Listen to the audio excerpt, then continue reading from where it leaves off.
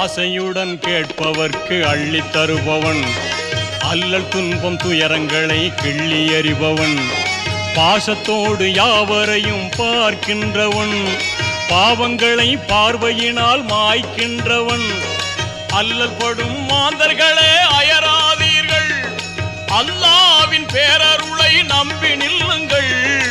அவனிடத்தில் குறையனைத்தும் சொல்லி காட்டுங்கள், அன்பு நோக்கு தருகவென்று அழுது கேளுங்கள். இறைவனிடம் கையேந்துங்கள், அவன் இல்லை என்று சொல்லுவதில்லை.